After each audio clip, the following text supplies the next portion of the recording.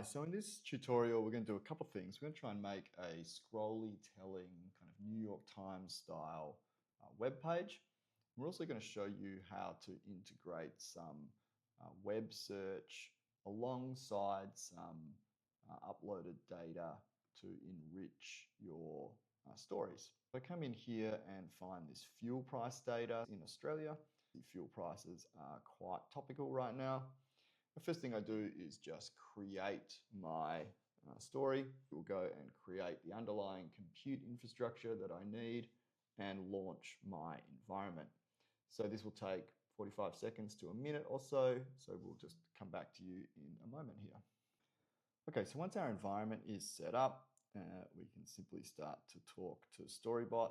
So we can say here, I want to create a New York Times style scrolling web page telling the story of the price of fuel at the petrol station in Australia. Can you do some web research and find the impactful world events over the time span we have data for, so we can overlay the world events on any pricing charts. Strong feature of StoriBot, you don't have to have all of your data in the files that you have attached. If the data is freely or publicly available online, StoriBot can do web search and web fetch and can augment your existing data with what it has. So again, first thing it's usually going to go do is orient itself with the workspace, read the data, and then do the web research on these major world events. So the good thing is it can kick off these things in parallel. It has the ability to spawn sub-agents. So we'll just let this run for as long as it needs to, and it will come back and tell us when it is ready or ask any questions. So we can see that it has identified the date span already, so it knows it's from January 2001 through April 2026. And now it's going to go research the major world events that drove the fuel prices in that time span. So looks like it's already starting to identify the Russia-Ukraine war, obviously the most recent war near Iran. And now it's going to go grab a couple more details. So yeah, we'll just let it finish its web search and then see if it has any questions. Okay, so it's finished its web search. Looks like it's identified quite a bit. We'll just let it finish its web search and then see if it has any questions. Okay, so it's finished its web search.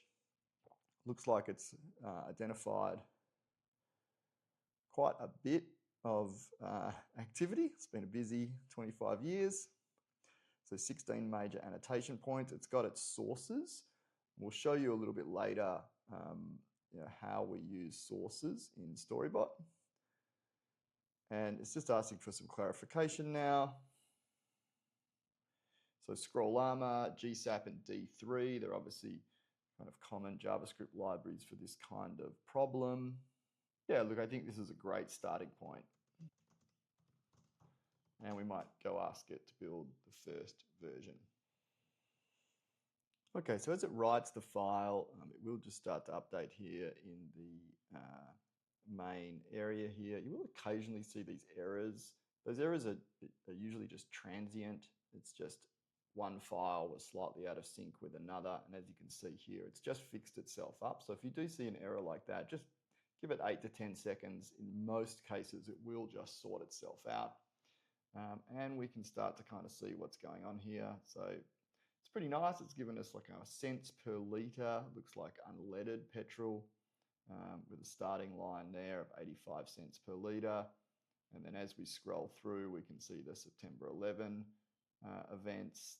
the invasion of Iraq in 2003, the China and India demand boom, and then some oil spikes. Looks like it's updated the chart now for the additional fuel types. And so, yeah, kind of exactly what we asked for here, which is, New York Times style scrolly telling web page where we have an interactive chart and a series of fact cards coming past. And it's done a really nice job of combining the uploaded data with some web search and web fetch that it has augmented that with. And then we get a nice little summary at the bottom. Okay, so it looks like it's finished all of its audit pieces here. So you can come back.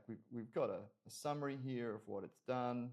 It's got a hero section, the sticky chart, these narrative steps.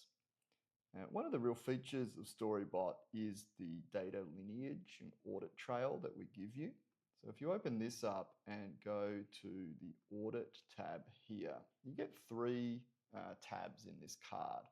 One is the data lineage, the second is the code steps, and lastly some gotchas. So I'll explain what each of these are. So what you'll see here is for any data point or any chart trace on the story or in the story, you'll see a little data card here that tells you what the lineage of that data was. So in this case, you can see the primary line chart, which is the unleaded prices over time. So this red line can tell you that it's come from this table, the monthly ULP prices metro, and it's come from this column of the table. And actually we can see here exactly what function was used to get it from the table in here. So in this case, it's simply just passed the data. So we can see it's got the x-axis from the unleaded petrol table. You can see here it used all 6 fuel tables for the Y domain. And so you've got a really good idea of what it has added in and where any of that information came from. Code steps, you can see sort of a rough idea of what steps were taken. And lastly, we give you this little gotchas panel, which is kind of explaining anywhere in the story where StoriBot maybe wants to draw some attention to you about maybe something that's a bit unusual in the data, something that might be missing in the data. So here, obviously, some of these column names are unnamed. So I think it's likely it's some kind of passing effect. So it's still gone and produced it, but it's just drawing attention to us that there might be something there for you to be cautious of if you're going to rely on it. But this data lineage is usually pretty high value, so you can see where anything has come from in StoriBot. And lastly, we give you this little gotchas panel, which is kind of explaining anywhere in the story where StoriBot maybe wants to draw some attention to you about maybe something that's a bit unusual in the data, something that might be missing in the data. So here, obviously, some of these column names are unnamed. So I think it's likely it's some kind of passing effect. So it's still gone and produced it, but it's just drawing attention to us that there might be something there for you to be cautious of if you're going to rely on it. So lastly, if you want to change anything in here, you can, of course, edit this chart. So I might say,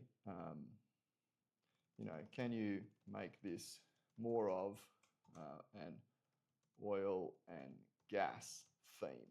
So I'm fairly happy with the charts and the scrolling, but it just looks a little bit too plain vanilla. So maybe we'll ask it for an oil and gas theme. You can see it's writing to the theme chunk.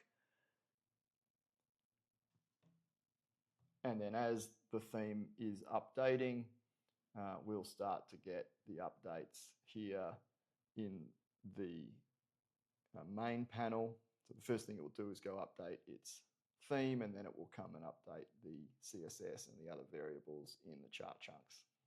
Okay, so it's gone, and I've just asked it for an oil and gas theme, which is obviously a very loose interpretation of what that is, but it's clearly gone and added this kind of gradient. We've got a slightly different colored line now. We've got this shading under the chart. So yeah, I think it looks pretty good. I don't really love this, so you could say to it, okay, this is better, but the hero title price at the pump is being lost a little in the hero gradient. It is rendered on top of, can you make the title pop more against the background? So anything like that is just simply a natural language prompt, and StoriBot will go and edit the chart code. And so now we've got something that stands out a little bit more, and you can obviously continue to give it some information. I'm obviously giving it not very much direction, so it's making all of the choices, but I mean clearly that is popping more versus the background, but you could have given it a specific color or a specific font or style that you wanted it to be in. But yeah, that is how you create a scrolly telling web page using StoriBot.